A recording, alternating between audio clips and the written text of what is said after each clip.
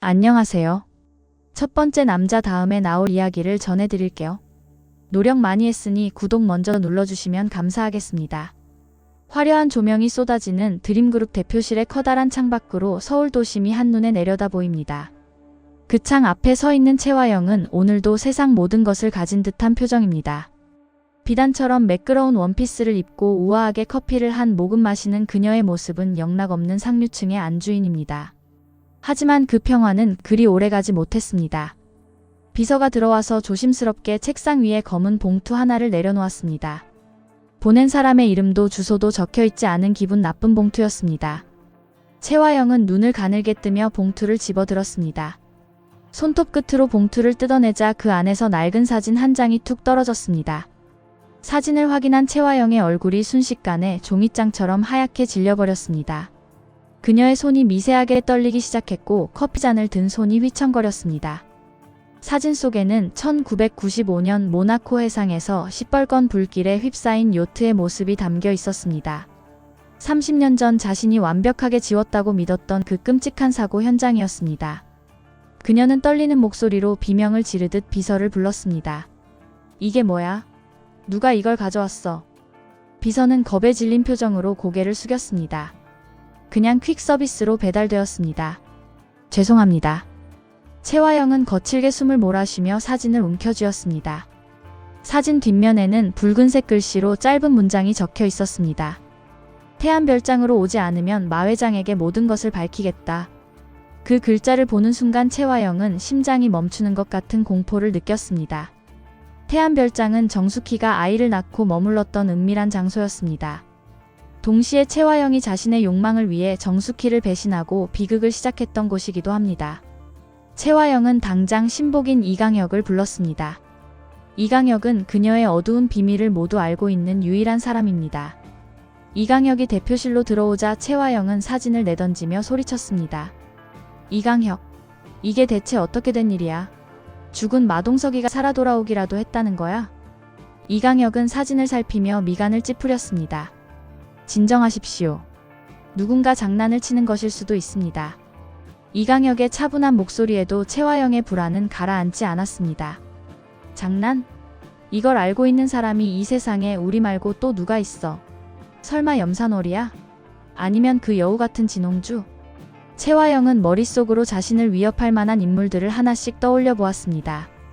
시아버지인 마 회장의 신임을 얻기 위해 자신을 밀어내려는 경쟁자들이 너무나 많았습니다.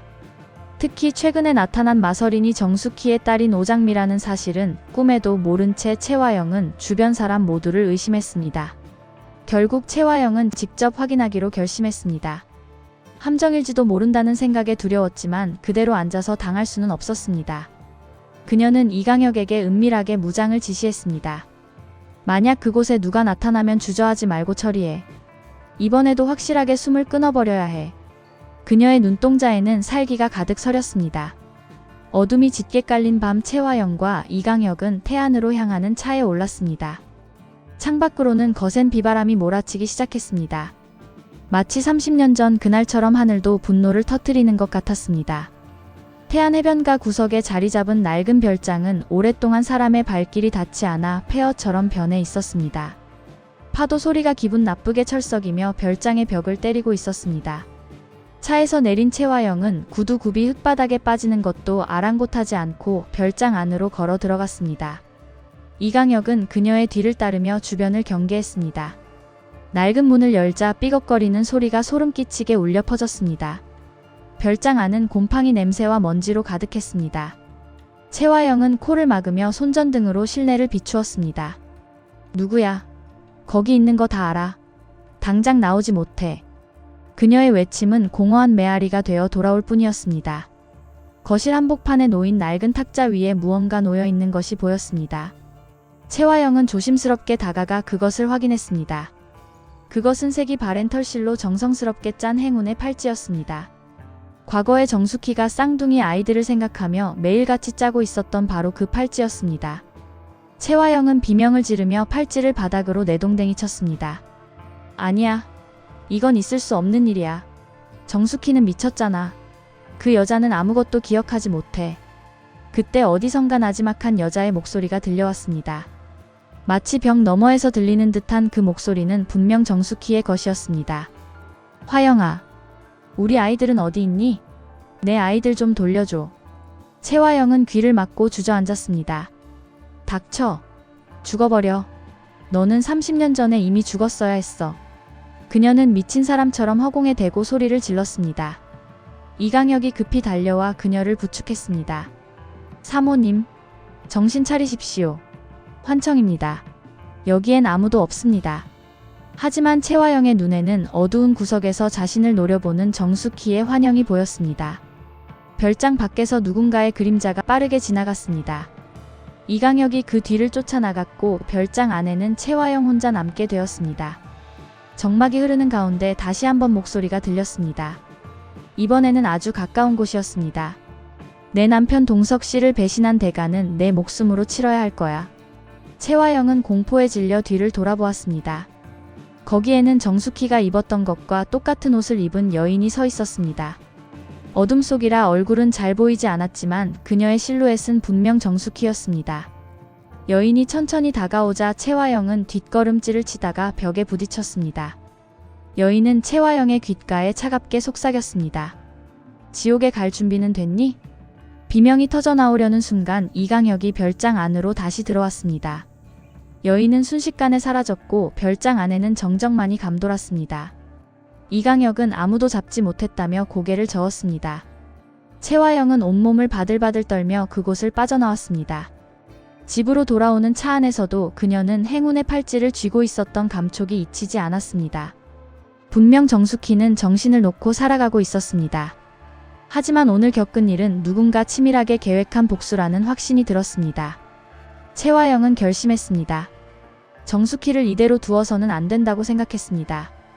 그녀는 비서에게 전화를 걸어 차가운 목소리로 명령했습니다. 정숙희를 당장 요양병원에서 빼내서 아무도 모르는 곳으로 옮겨. 그리고 마서린. 그 계집애도 철저하게 감시해. 채화영은 자신이 쌓아 올린 성이 무너질까 봐 전전긍긍하며 도끼를 품었습니다. 그 시각 어둠 속에서 별장을 지켜보던 한 여자가 모자를 벗었습니다. 그녀는 바로 오장미였습니다. 오장미는 채화영이 공포에 질려 도망가는 모습을 차가운 눈으로 지켜보고 있었습니다. 그녀의 손에는 채화영이 떨어뜨리고 간 사진이 들려 있었습니다. 오장미는 나지막하게 읊조렸습니다. 이제 시작이야. 네가 우리 엄마에게 했던 짓 그대로 돌려줄게. 오장미의 눈에는 복수의 불꽃이 타오르고 있었습니다. 다음날 아침 채화영은 아무 일도 없었다는 듯 완벽한 모습으로 출근했습니다. 하지만 그녀의 눈 밑에는 짙은 다크서클이 내려앉아 있었습니다. 마 회장은 그녀를 보며 의아한 듯 물었습니다. 안색이 안 좋구나. 어디 아픈 거냐? 채화영은 억지로 미소를 지으며 대답했습니다. 아닙니다, 아버님. 어제 잠을 좀 설쳐서 그렇습니다. 그때 마서린이 밝은 모습으로 인사를 하며 들어왔습니다. 어머니, 어제 밤늦게 어딜 다녀오신 거예요? 걱정했어요. 마서린의 질문에 채화영의 눈동자가 흔들렸습니다. 마서린은 채화영의 반응을 즐기듯 생긋 웃어 보였습니다. 두 여자의 시선이 허공에서 날카롭게 부딪혔습니다. 채화영은 마서린이 무언가 알고 있다는 것을 직감했습니다. 비밀의 문은 이미 열렸고 이제 누구도 그 진실의 폭주를 막을 수 없게 되었습니다. 채화영의 발밑에서부터 거대한 파멸의 그림자가 서서히 드리워지고 있었습니다. 이렇게 이번 이야기가 마무리됩니다. MBC 11 드라마 첫 번째 남자, 다음 방송에서는 어떤 흥미진진한 사건들이 펼쳐질까요? 벌써부터 기다려지네요. 시청해주셔서 감사합니다.